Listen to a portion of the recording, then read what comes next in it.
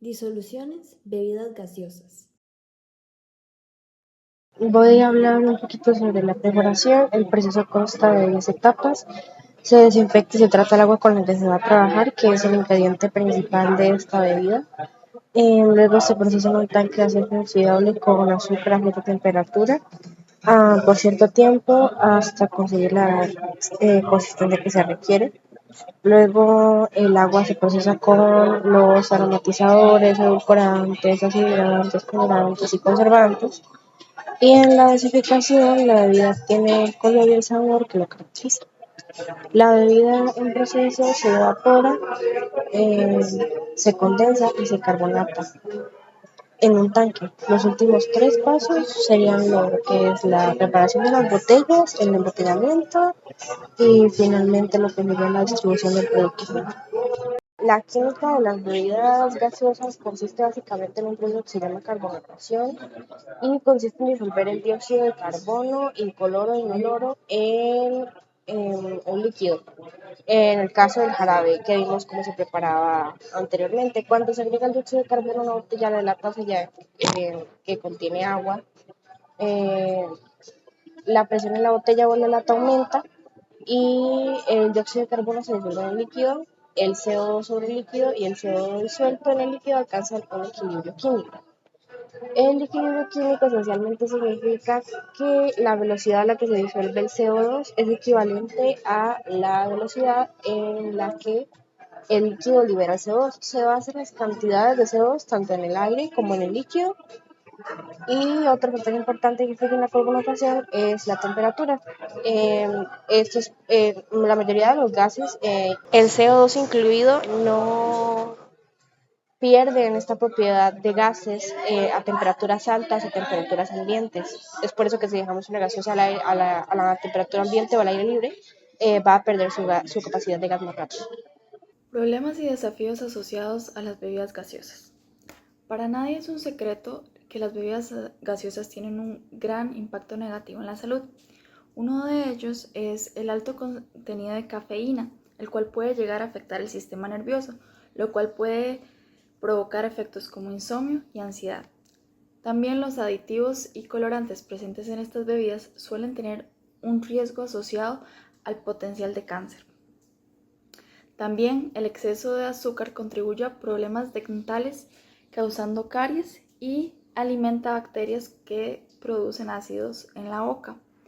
Además, las burbujas de dióxido de carbono pueden agravar el reflujo del esófago y aumentar la presión estomacal.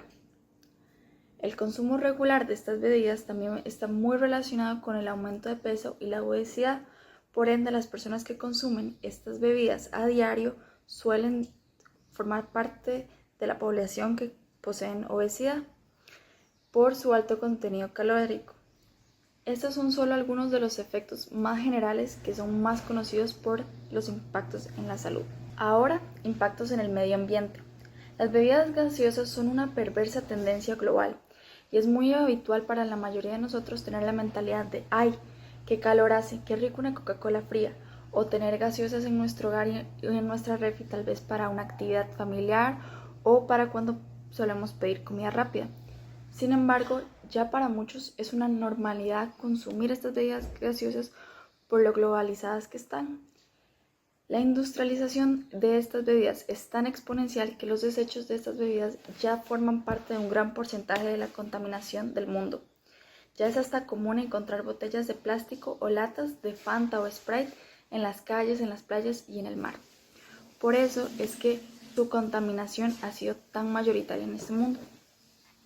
Ahora, las corporaciones y las fábricas destruyen gran parte del porcentaje de la naturaleza por el proceso que requiere crearlas. Estudio de caso. Bebida gaseosa de la Coca-Cola. En este estudio de caso vamos a analizar la concentración y procesos de disolución con respecto a la bebida carbonatada Coca-Cola, específicamente la Coca-Cola normal, contenido de azúcar, calidad y factores que afectan tal disolución carbonatada. ¿Cuál y cómo se determina la concentración de azúcar en la disolución utilizada? Utilizando la información nutricional de una lata de 350 mililitros de Coca-Cola, observamos que contiene 11 gramos de hidratos de carbono. por cada 100 mililitros de solución. Así podemos expresarlo en gramos por litro, con lo que podemos concluir que tiene una concentración de azúcar de 110 gramos. En el proceso de manufacturación, esto es determinado automáticamente en la fábrica. ¿Qué factores afectan la composición o seguridad de la disolución? Posiblemente los siguientes factores mencionados pueden llegar a afectar la efectividad de la disolución. Uno sería las medidas de los solutos. Esto se podría ver ya que hay una receta para la confección de la bebida y al alterarla se podría afectar la disolución. La temperatura. Este sería otro factor que posiblemente podría llegar a afectar el proceso de disolución. Se debe a que dependiendo de la temperatura del lugar o recipiente en el que se hace la bebida, esto puede llegar a afectar la velocidad en la que los solutos se disuelven en el disolvente. La calidad de ingredientes.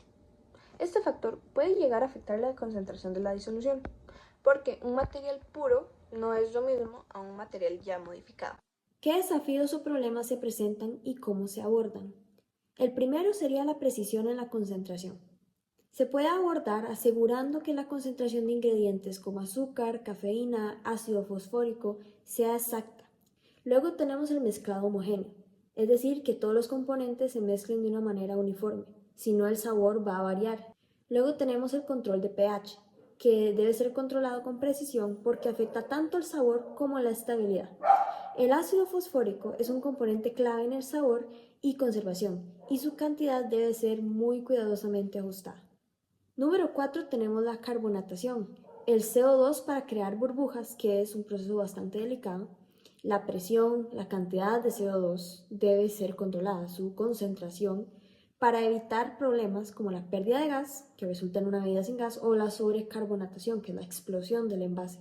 Número 5 tenemos la contaminación, ya eso es con bebidas que deben estar libres de contaminación en la disolución y asegurar la pureza tanto de ingredientes como de los envases. La estabilidad de los ingredientes pueden degradarse o reaccionar entre sí con el tiempo y se debe mantener una concentración de componentes ideales.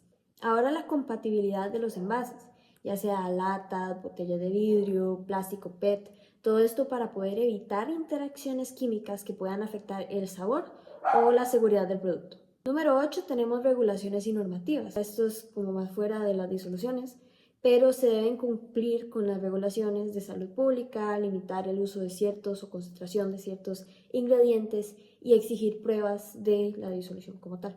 Y por último, la consistencia del sabor. Para lograr que el sabor sea consistente en cada lote, se tiene que llevar unos cálculos de producción a niveles industriales y la concentración y las formas de diluir.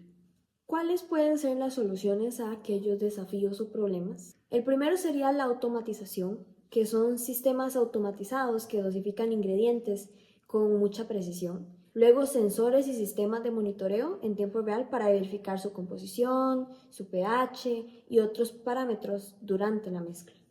Luego tenemos el mezclado homogéneo, que es mezcladores industriales que están especializados para la dispersión uniforme de estos ingredientes, además de pruebas regulares para garantizar que esta mezcla sea homogénea.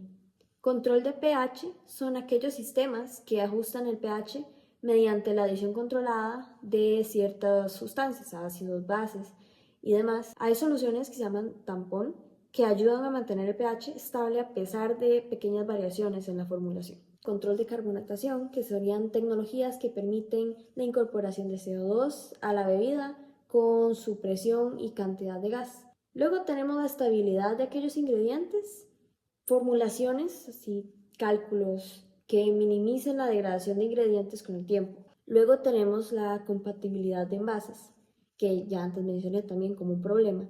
Se deben seleccionar aquellos envases que no reaccionen con la bebida, además de llevar a cabo pruebas de compatibilidad entre bebida y envase. Y por último, la consistencia del sabor. Se necesitan, por ejemplo, paneles de catadores que prueben la bebida para asegurar que su sabor se mantenga constante y un control estricto sobre la calidad de ingredientes y evitar variaciones que puedan afectar el sabor final.